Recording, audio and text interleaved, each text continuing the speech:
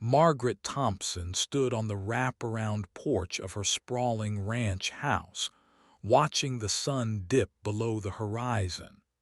The golden light painted the empty pastures in shades of amber, but all she could see were the ghosts of what used to be.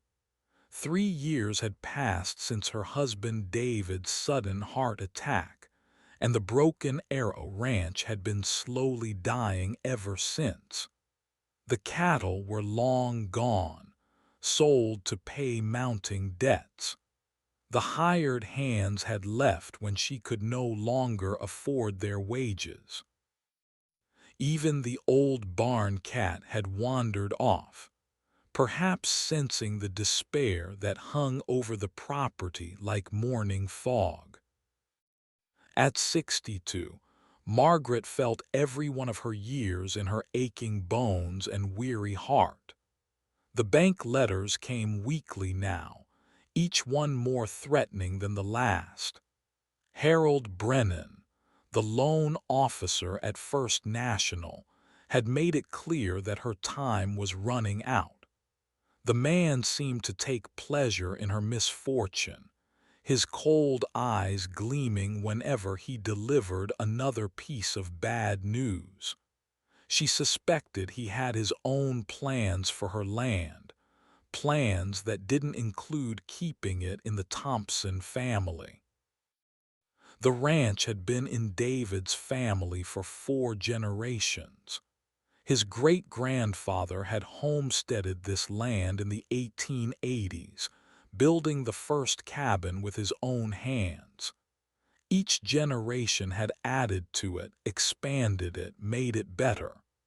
David had been so proud of their legacy, often telling Margaret about the day they'd pass it on to their own children. But children had never come, despite years of hopping and trying. Now, with David gone, Margaret was the last guardian of a dying dream. She pulled her worn cardigan tighter against the evening chill and turned to go inside. The house felt cavernous without David's booming laugh echoing through the rooms. His favorite chair sat empty by the fireplace, a constant reminder of all she'd lost. Margaret had stopped lighting fires months ago. What was the point in heating a house that would soon belong to someone else? The phone rang, startling her from her melancholy thoughts. She considered letting it go to the answering machine, but habit made her pick up. It was her neighbor, Jim Garrett, calling to check on her as he did most evenings. Jim and his wife Susan had been good friends to her and David, but Margaret could hear the pity in their voices now. They meant well, but their kindness only reminded her of how far she'd fallen. After hanging up, Margaret wandered into the kitchen where a stack of unpaid bills waited on the counter. The numbers seemed to mock her with their bold red ink. She'd already sold everything of value, her mother's jewelry, David's prized truck, even the antique furniture that had been passed down through generations. The house felt hollow, stripped of its memories and warmth. As darkness settled over the ranch, Margaret made herself a simple dinner of canned soup and stale crackers. Tomorrow would bring another day of worry, another step closer to losing everything David had worked so hard to build. The next morning dawned gray and drizzly, matching Margaret's mood perfectly. She'd barely slept, tossing and turning as she tried to figure out some miraculous solution to her problems. The coffee maker gurgled to life, one of the few modern conveniences she still allowed herself. Coffee had always been her one vice, and she wasn't about to give it up now, even if it meant eating beans and rice for the rest of the month. She was stirring her coffee when she heard it, a soft knocking at the front door. Margaret frowned, glancing at the old clock on the wall. It was barely 7 in the morning, too early for visitors. For a moment she considered ignoring it, but the knocking persisted, gentle but insistent. With a sigh, she set down her mug and made her way to the door. Through the peephole, she saw a small figure huddled on her porch. Margaret's heart skipped a beat as she opened the door to find a young boy, perhaps 10 or 11 years old, standing in the drizzle. He was thin, almost gaunt, with dark hair plastered to his head and clothes that had seen better days. His shoes were worn through at the toes, and he clutched a battered backpack to his chest like a lifeline. The boy looked up at her with eyes that seemed far too old for his face. "Ma'am," he said, his voice barely above a whisper, "I'm sorry to bother you, but I was wondering if you might have some work I could do. I'm real good with animals and I don't eat much." Margaret stared at him, speechless. In all her years on the ranch, she'd never had a child show up on her doorstep looking for work. "Where are your parents, son?" she asked gently. The boy's face crumpled slightly before he composed himself. "Don't have any, ma'am. I've been on my own for a while now. I heard tell in town that you used to run cattle here. Thought maybe you could use some help." Margaret's heart clenched. She wanted to help him, but she could barely feed herself, let alone take in a stray child.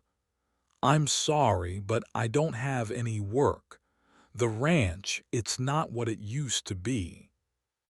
The boy nodded, disappointment flickering across his features. "I understand, ma'am. Thank you anyway." He turned to leave, his thin shoulders sagging under the weight of his backpack. Something in Margaret stirred, a feeling she hadn't experienced in years. "Wait," she called out. "What's your name?" He turned back, hope flickering in his eyes. "It's Tommy, ma'am, Tommy Rodriguez." Margaret looked at this child who had appeared on her doorstep like an answer to a prayer she hadn't even known she was praying. "Well, Tommy Rodriguez, I suppose you could come in out of the rain. Have you eaten breakfast?" Tommy's eyes widened as if he couldn't believe his luck. "No, ma'am, not yet, but I don't want to be a bother." Margaret found herself smiling for the first time in weeks. "No bother at all. Come on in before you catch your death." She stepped aside, and Tommy hesitantly entered the house, his eyes taking in everything with a mixture of wonder and wariness. In the kitchen, Margaret busied herself making breakfast while Tommy sat quietly at the table. She scrambled eggs and made toast, stretching her meager supplies to feed two. As she cooked, she stole glances at the boy. He was clearly malnourished, his clothes hanging loose on his small frame. There was a sadness about him that spoke of experiences no child should have to endure. "How long have you been on your own, Tommy?" she asked as she set a plate in front of him. Tommy attacked the food with the desperation of someone who wasn't sure where his next meal would come from. "About 6 months, ma'am. My grandmother passed, and there wasn't anyone else. I've been staying in different places, doing odd jobs when I can find them." Margaret's heart ached for him. She'd lost so much, but she'd never faced the kind of uncertainty this child was living with. "What about social services? Surely they could help you find a proper home." Tommy's face darkened. "They tried, ma'am, but the places they wanted to send me, they weren't good places. I'd rather take my chances on my own than go back to those homes." Margaret understood. She'd heard stories about the overcrowded, underfunded foster system. Still, she couldn't let a child fend for himself on the streets.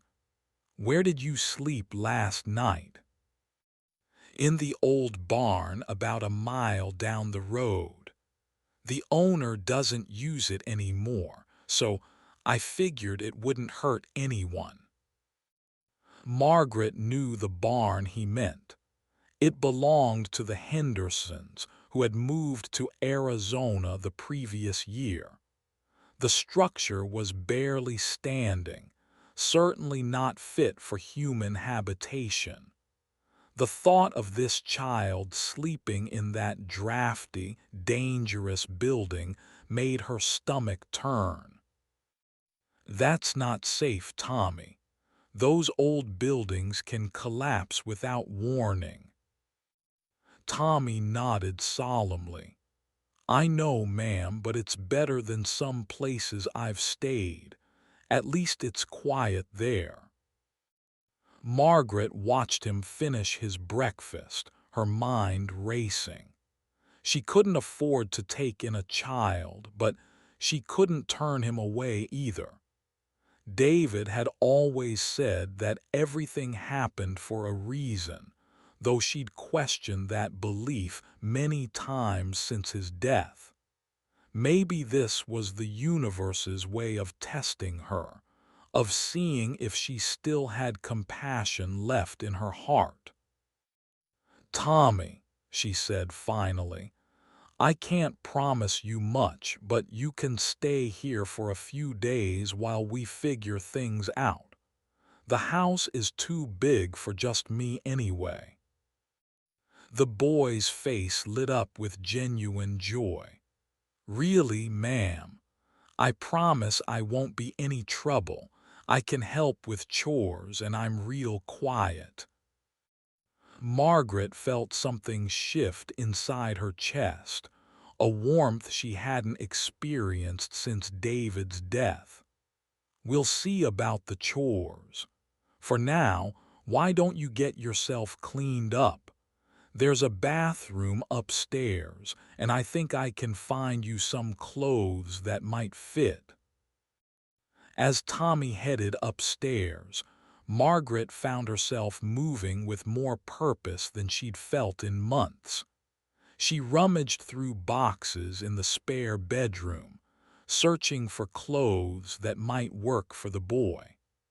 At the bottom of an old trunk, she found some of David's childhood things that his mother had saved. The clothes were old-fashioned but well-made, and they looked like they might fit Tommy's slight frame. She also found a photograph of David as a boy, standing proudly next to a prize-winning calf at the county fair. The resemblance between young David and Tommy was striking, not in their features but in their expressions. Both had that same determined look, that quiet strength that spoke of resilience beyond their years. When Tommy emerged from the bathroom, clean and wearing David's old clothes, Margaret had to blink back tears. The boy stood straighter now, his shoulders squared with new confidence. "Thank you, ma'am. I feel almost human again." Margaret smiled. "You look like a different person. Now you mentioned you were good with animals. What kind of experience do you have?" Tommy's face brightened. "My grandmother had a small farm before she got sick. I helped take care of her chickens and goats. I know how to muck stalls, feed animals, and I'm not afraid of hard work. I also helped at a neighbor's ranch for a while, learning about cattle." An idea began to form in Margaret's mind, crazy and desperate but possibly brilliant. "Tommy, what would you say if I told you I was thinking about getting back into ranching? Starting small, maybe with a few head of cattle." The boy's eyes went wide. "Ma'am, I'd say that sounds like the best thing I've heard in a long time. But do you have the money for cattle?" Margaret's smile turned sly. "I might have an idea about that, but first I need to make some phone calls. Why don't you explore the ranch a bit? Get familiar with the layout. Just stay away from the old equipment shed. Some of the boards are loose." Tommy nodded eagerly and headed outside, leaving Margaret alone with her thoughts. She walked to the window and watched him explore the property with the enthusiasm of a child discovering buried treasure. He examined the empty pastures, the old barn, the corrals that had stood empty for 2 years. His presence brought life back to the place, made it feel less like a museum and more like a home. Margaret picked up the phone and dialed a number she knew by heart. Jim Garrett answered on the second ring. "Jim, it's Margaret. I need to ask you something, and I need you to be honest with me. That offer you made last month about buying some of my land, does it still stand?" There was a pause on the other end. "Of course it does, Margaret. Susan and I have been talking about expanding our pasture. We'd be happy to buy that back 40 from you. But are you sure you want to sell? Once it's gone, it's gone." Margaret watched Tommy through the window as he carefully examined the fence posts, testing their strength. "I'm sure, Jim. I have a plan." Later that afternoon, Margaret found herself in town at the offices of First National Bank, sitting across from Harold Brennan. The man's pale eyes studied her with barely concealed disdain as she laid out her proposal. At 50-something, Brennan was the kind of man who seemed to enjoy other people's misfortune, feeding off their desperation like a parasite. "Let me understand this correctly, Mrs. Thompson," Brennan said, his voice dripping with condescension. "You want to use the money from selling your back 40 to buy cattle and restart your operation, and you think this will somehow solve your financial problems." Margaret kept her voice steady despite the anger building in her chest. "That's exactly what I'm proposing, Harold. I'll have enough from the land sale to buy a small herd and have operating capital for 6 months. Tommy has experience with cattle, and together we can make this work." Brennan leaned back in his chair, a cruel smile playing at his lips. And who exactly is Tommy? Some hired hand you can't afford to pay. Tommy is a young man who's going to help me rebuild my ranch, Margaret replied evenly. She wasn't about to explain Tommy's situation to this heartless man. Mrs. Thompson, I admire your optimism, but the reality is that you're 3 months behind on your mortgage payments. Even if you somehow manage to turn a profit, which I doubt, it won't be enough to catch up on what you owe. The bank has been patient, but our patience has limits. Margaret felt heat rise in her cheeks. I'm not asking for patience, Harold. I'm asking for a fair chance to pay what I owe. The land sale will give me enough to make a substantial payment, and the cattle operation will provide ongoing income. Brennan's smile widened. The thing is, Mrs. Thompson, I've already had several inquiries about your property. There are developers interested in turning it into a subdivision. They're offering quite a bit more than what you owe on the mortgage. The implication was clear. Brennan had already made up his mind about the fate of her ranch, and her plans didn't factor into his calculations. Margaret realized she was fighting a battle that had been lost before she'd even entered the room. I see, she said quietly, and I suppose these developers are friends of yours. Brennan's mask slipped for just a moment, revealing the calculating predator beneath. I wouldn't say friends, but they are valued clients of the bank, men who understand the value of strategic investments. Margaret stood up, her dignity intact despite the crushing blow. Well then, I suppose there's nothing more to discuss. I'll be in touch. As she left the bank, Margaret felt the weight of defeat settling on her shoulders. She'd been naive to think Brennan would give her a fair chance. The man had already decided her fate, and nothing she could do would change his mind. But as she drove home, Margaret's despair began to transform into something else.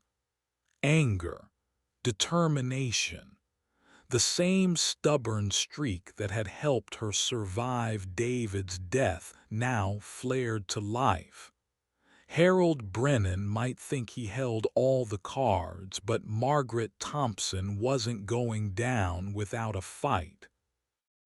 Margaret found Tommy in the barn, sweeping out the old stalls with a broom he'd found somewhere. The boy worked with quiet efficiency, his movements economical and purposeful. He looked up as she entered, his face hopeful.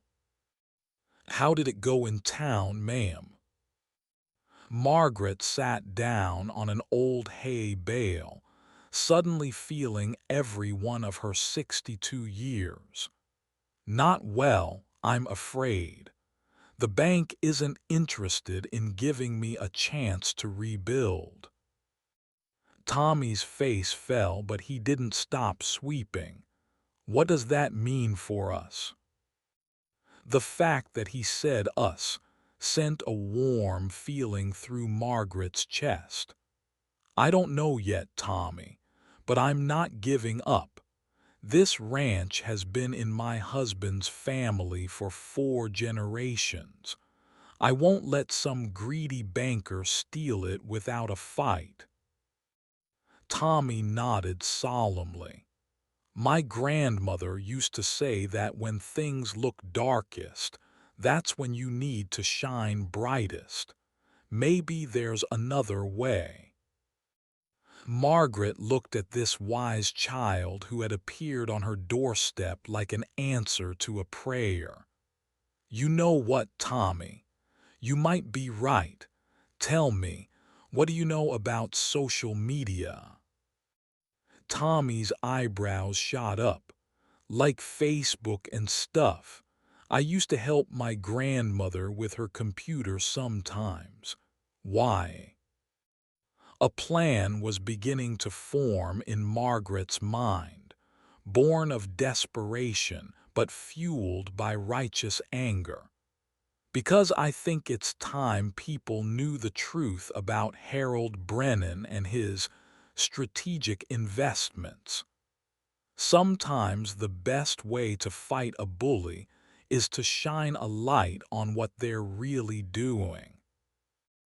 Over the next few hours, Margaret and Tommy worked together to create something she never thought she'd need: a social media presence. Tommy proved surprisingly adept at navigating the digital world, while Margaret provided the story that needed to be told. They started with Facebook, creating a page called Save Broken Arrow Ranch. Margaret told her story simply and honestly, about losing her husband, struggling to keep the ranch running, and facing foreclosure from a bank that seemed more interested in profits than people. She posted pictures of the ranch in its heyday, David working with the cattle, the land that had been in his family for generations. But she didn't stop there. Margaret had done her research over the years, watching as Brennan had foreclosed on other properties, always managing to sell them to the same group of developers. She documented the pattern, showing how family farms were being systematically destroyed to make way for strip malls and subdivisions. Do you think this will work?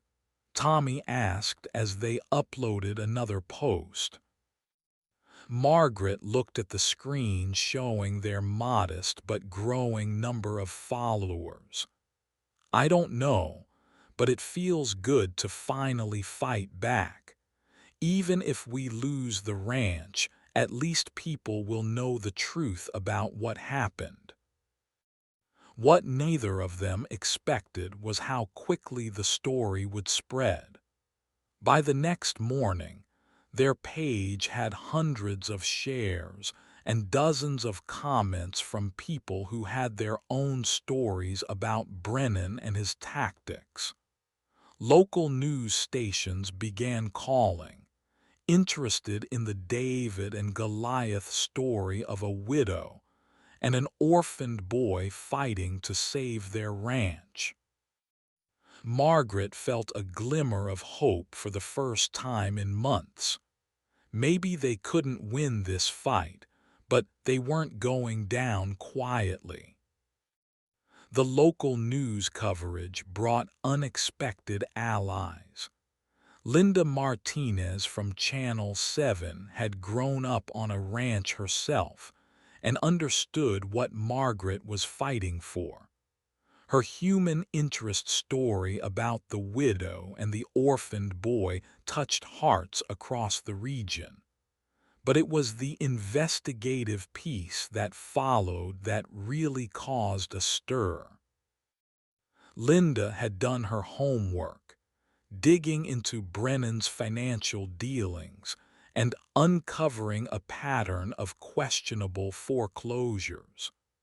The story revealed how Brennan had used his position at the bank to fast-track foreclosures on properties that his developer friends wanted, often denying reasonable payment plans to struggling homeowners. Margaret watched the news report with Tommy, both of them amazed to see their story being told to thousands of people. The phone had been ringing all day with calls from supporters, reporters, and even a few lawyers who thought they might have a case for fraud. "Ma'am," Tommy said quietly, "do you think we really have a chance now?" Margaret put her arm around the boy's shoulders. "I think we have something we didn't have before, Tommy. We have people who care about what happens to us. That's more powerful than Harold Brennan realizes." The next morning brought an unexpected visitor.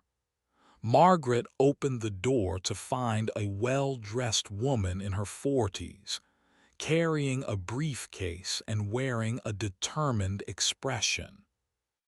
"Mrs. Thompson, I'm Rebecca Walsh, an attorney from the state capitol.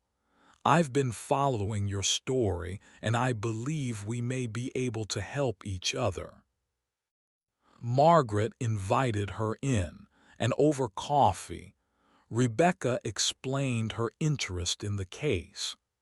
She'd been investigating predatory lending practices and had been building a case against several banks, including First National.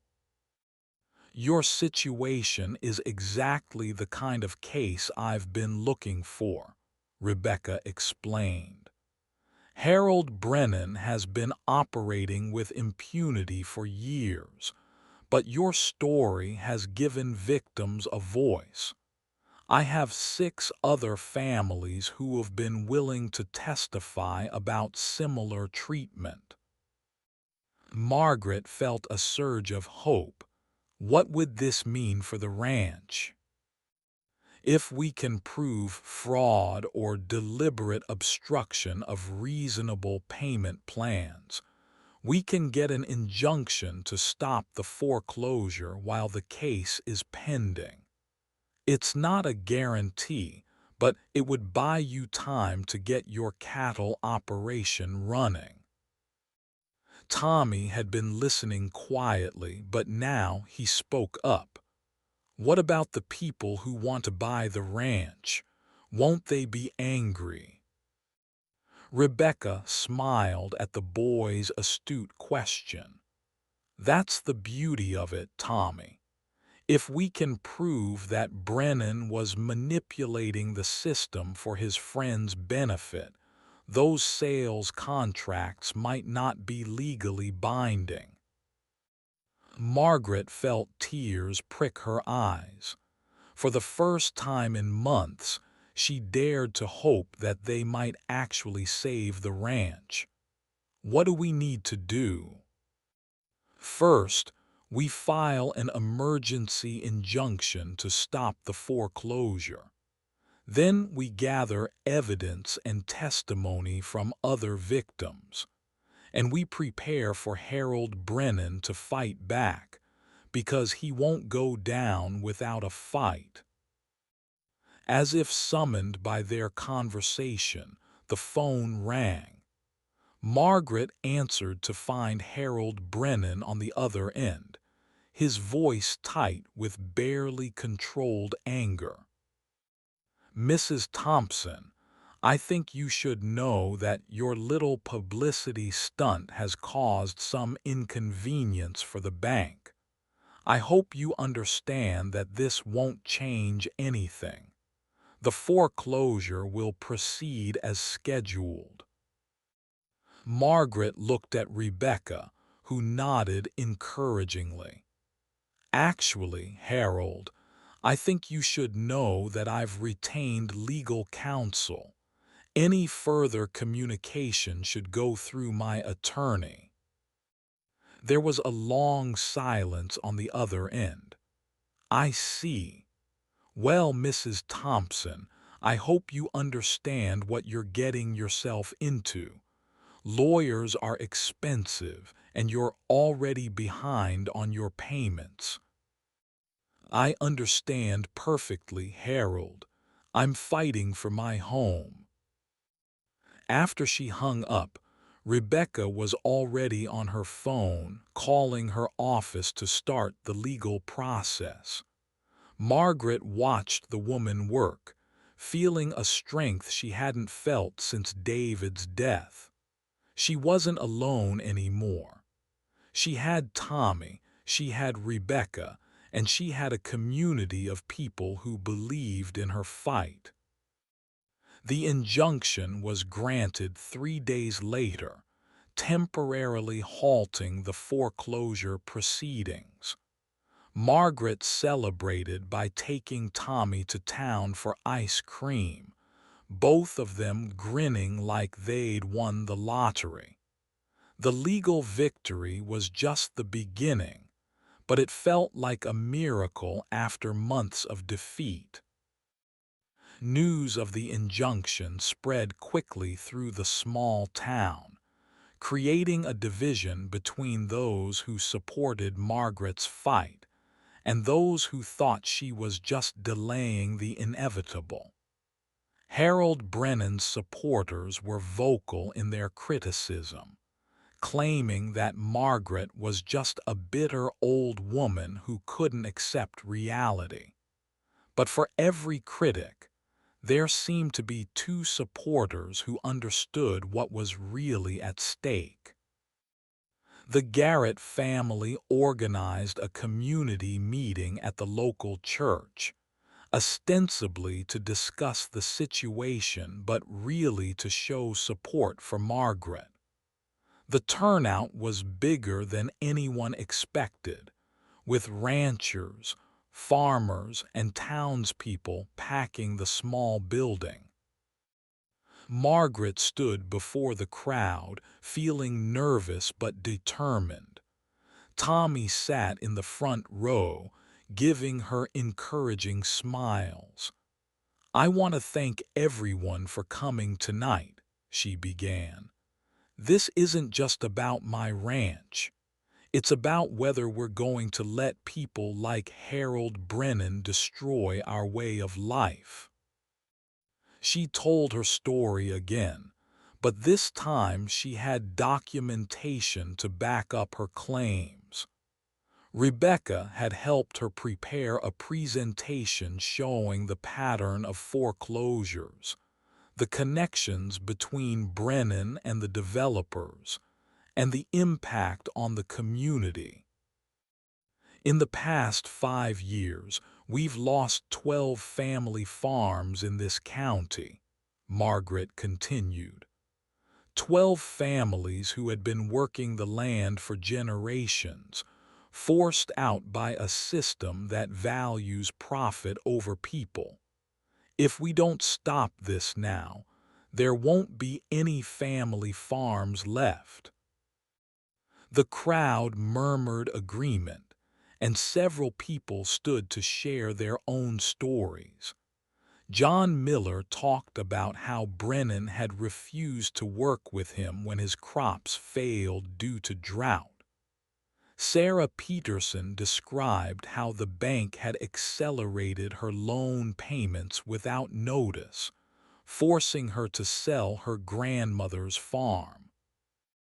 By the end of the evening, Margaret had not only a community of supporters but also a plan. The ranchers agreed to help her get back into cattle ranching, offering to sell her animals at cost and provide expertise.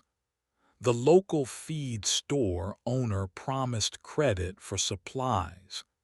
Even the veterinarian volunteered his services. "We're not just fighting for your ranch," Jim Garrett said as the meeting wound down. "We're fighting for all of us. If they can do this to you, they can do it to any of us." Margaret felt overwhelmed by the support. She'd spent so many months feeling alone and helpless, but now she had an entire community behind her. As they drove home, Tommy was unusually quiet. "What are you thinking about?" Margaret asked. "I was just wondering," Tommy said slowly. "If this is what it feels like to have a family. I mean, all these people caring about what happens to us." Margaret felt her heart squeeze. "I think it is, Tommy. I think this is exactly what family feels like." The next few weeks passed in a blur of activity. Margaret found herself busier than she'd been since David's death, working with Rebecca to build their legal case while simultaneously preparing to restart the ranch operation. Tommy threw himself into the work with an enthusiasm that reminded Margaret of David in his younger days. The boy had a natural talent for working with animals, as he'd claimed. When the first cattle arrived, donated by neighboring ranchers, Tommy moved among them with confidence and skill. He seemed to understand their moods and needs instinctively, calming nervous animals with gentle words and patient movements. "That boy's got a gift," commented Jake Morrison, the grizzled cowboy who'd helped deliver the cattle. "Haven't seen anyone that young work with stock like that in years." Margaret watched Tommy with growing pride. The thin, frightened child who'd appeared on her doorstep was transforming into a confident young man. Good food and steady work had filled out his frame, and the constant worry had left his eyes. He still had nightmares sometimes, calling out in his sleep, but they were becoming less frequent. The ranch was transforming too. The empty pastures were alive with cattle again, and the barn buzzed with activity. Margaret had hired 2 part-time hands, men who'd been out of work since other ranches had closed.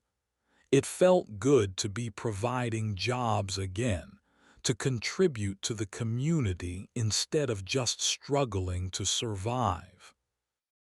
But Harold Brennan wasn't sitting idle. Rebecca warned Margaret that the bank was fighting the injunction, claiming that the foreclosure was legitimate and that Margaret was just using legal tactics to delay the inevitable. Brennan had also hired his own lawyer, a shark from the city who specialized in defeating fraud claims. "He's trying to discredit our case by attacking your character," Rebecca explained during one of their meetings. "He's claiming that you're an unstable widow who can't accept reality, and that Tommy is just a prop you're using to gain sympathy." Margaret felt anger flare in her chest. "That man has no idea what Tommy and I have been through. He's trying to destroy a child's future just to make money." "That's exactly the kind of emotion we need to keep out of the courtroom," Rebecca warned. "Brennan's lawyer will try to bait you into an outburst that makes you look unstable. We need to stay focused on the facts." The facts were compelling. Rebecca had uncovered a pattern of corruption that went beyond just Margaret's case. Brennan had been systematically targeting properties that his developer friends wanted, manipulating the foreclosure process to ensure they could buy the land at below-market prices. The scheme had netted millions of dollars over the years, with Brennan receiving kickbacks disguised as consulting fees. But proving the corruption in court would be challenging. Brennan had been careful to cover his tracks, and the developers had layers of shell companies that made it difficult to trace the money. They needed a smoking gun, something that would clearly demonstrate the conspiracy. That's when Tommy made an unexpected discovery. He'd been helping Margaret organize old financial documents when he found something that made his eyes widen. "Ma'am, you need to see this," he said, holding up a folder. "This is from when you first applied for the mortgage extension. Look at the date on this letter from the bank."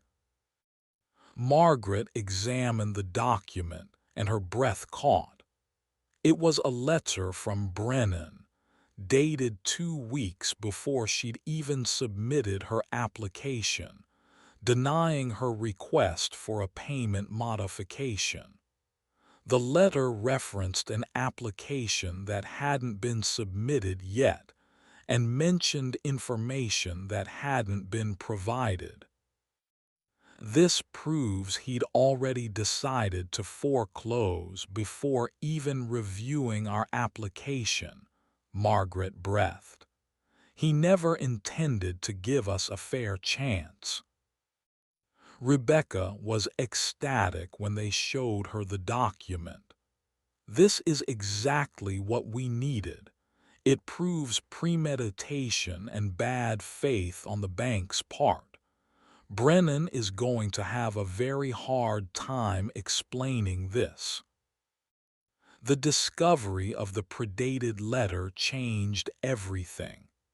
Within days, Rebecca had filed additional motions that put Brennan on the defensive.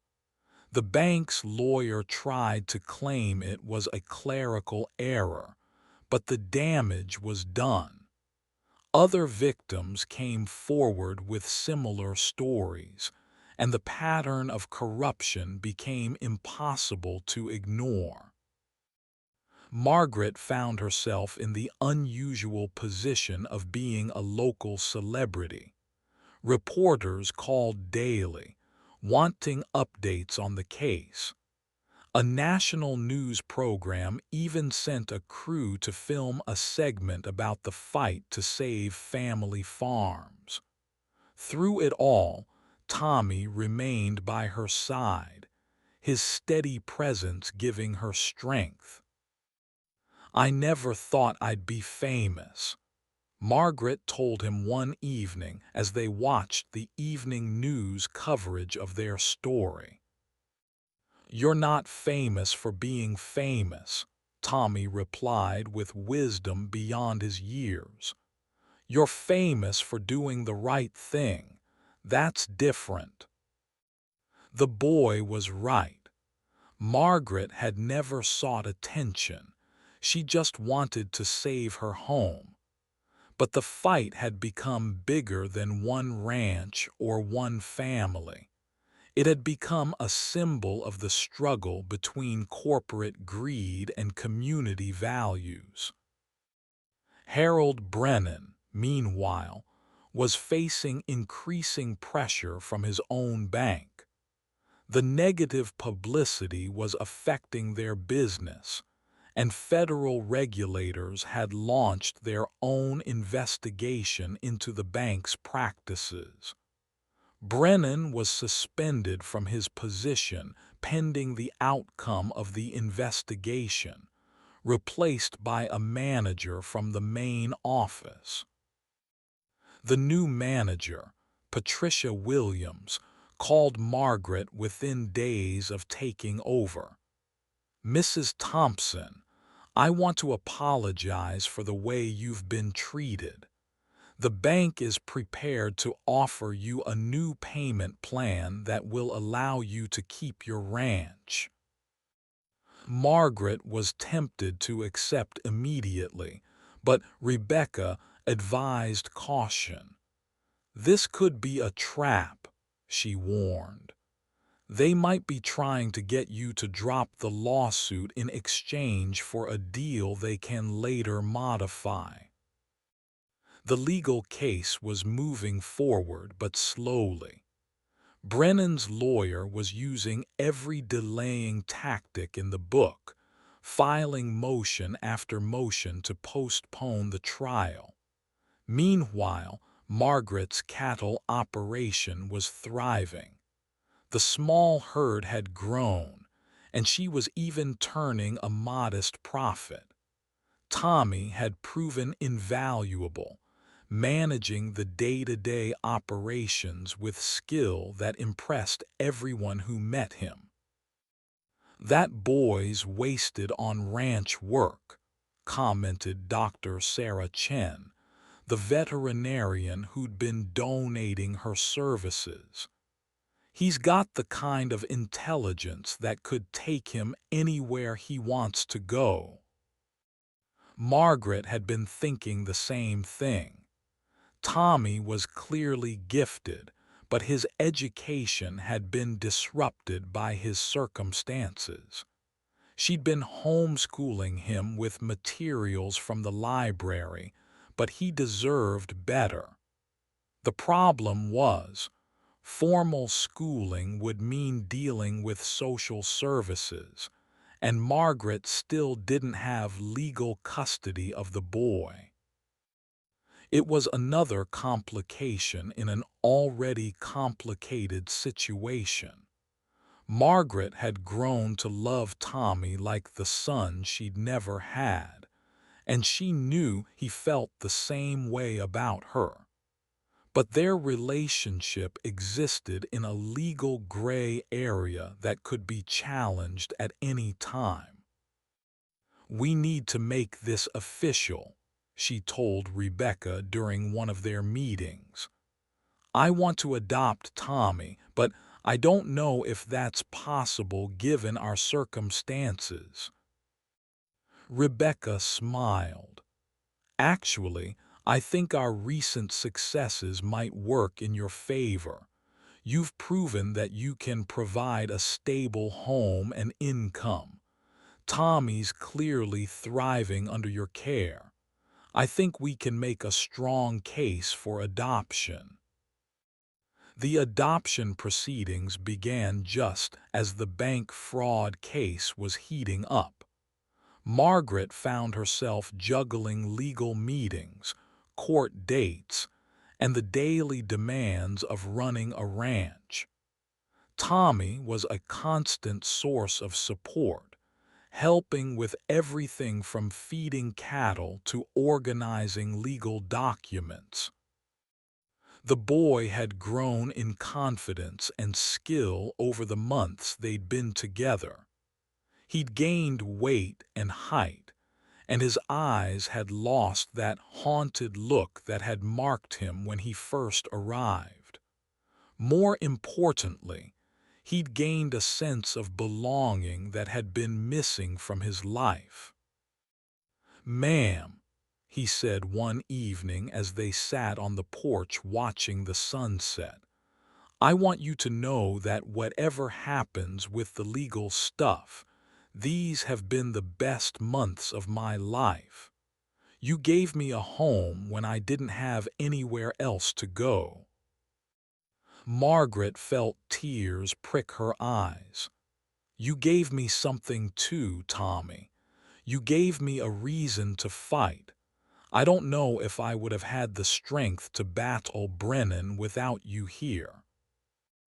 The adoption hearing was scheduled for the same week as the bank fraud trial. Margaret was nervous about both, but she was also more determined than ever. She'd spent months fighting for her ranch. Now she was fighting for her family.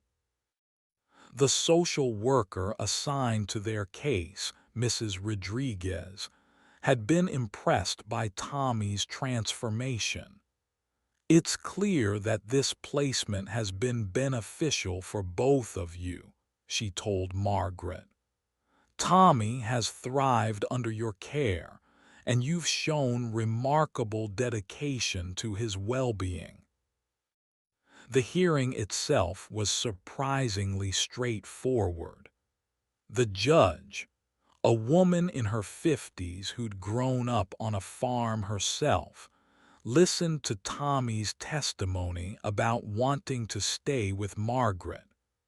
She reviewed the social worker's report and asked a few questions about Margaret's ability to provide for the boy's future. "Mrs. Thompson," the judge said finally, "it's clear that you and Tommy have formed a strong bond. The court is satisfied that this adoption is in the child's best interests. Congratulations, you're now officially a family." Margaret felt like her heart might burst with joy. She hugged Tommy tightly, both of them crying happy tears. After months of uncertainty, they finally had legal recognition of what they'd known all along. They belonged together. The victory was sweet, but there was still the matter of the bank fraud case. Harold Brennan's trial was set to begin the following week, and Margaret would be one of the key witnesses. She was nervous about testifying, but she was also eager to finally confront the man who'd tried to destroy her life. Rebecca had prepared her thoroughly for the cross-examination. "Brennan's lawyer will try to make you look like a bitter woman who can't accept responsibility for her financial problems," she warned. "Stay calm, stick to the facts, and remember that we have the evidence on our side." The night before the trial, Margaret couldn't sleep. She walked through the ranch in the moonlight, looking at the cattle peacefully grazing in the pastures.